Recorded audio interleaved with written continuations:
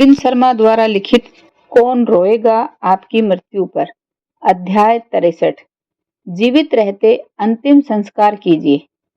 जब मैं the monk who sold his Ferrari के लिए शोध कर रहा था, मुझे एक भारतीय महाराजा की कहानी के बारे में पता चला जो एक अजीब तरह की विधि का अभ्यास करता था।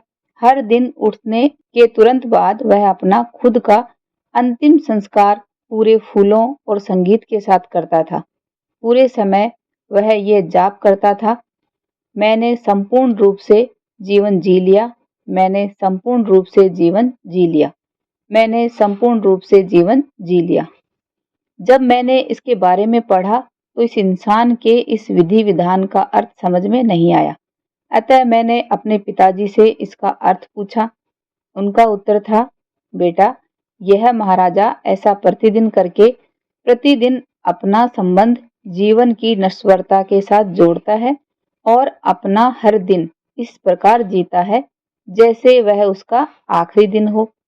उसका यह धार्मिक कृत्य बहुत ही समझदारी दिखाता है और उसे इस सत्य की याद दिलाता है कि समय हमारे हाथों से रेत की तरह फिसल जाता है और जीवन को स्पष्ट रूप से सिर्फ आज वर्तमान में जिया जा सकता है, न कि आने वाले कल में।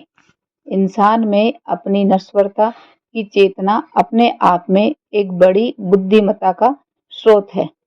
प्लेटो की मृत्युशैया पर उनके एक मित्र ने उनसे उनके जीवन के महानतम कार्य दी डायलॉग्स को संक्षिप्त रूप में बताने के लिए कहा। काफी मनन के बाद उन्होंने सिर्फ 2 शब्दों का जवाब दिया, मरने का अभ्यास करिए। प्राचीन विचारकों का कहना है कि प्लेटो के इस विचार को एक दूसरे प्रकार से भी लिया जा सकता है। मौत युवा लोगों की आंखों में उतनी रहनी चाहिए जितनी वृद्ध लोगों की आंखों में होती है।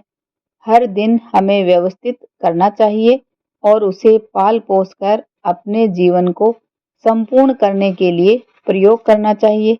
अपनी जीवित अवस्था में दाह संस्कार की प्रक्रिया आपको इस सच्चाई से जोड़ेगी कि समय एक अनमोल धरोहर है और सर्वश्रेष्ठ तरीके से समृद्ध बुद्धिमत्ता और ज्यादा परिपूर्ण जीवन की शुरुआत सिर्फ वर्तमान में होती है।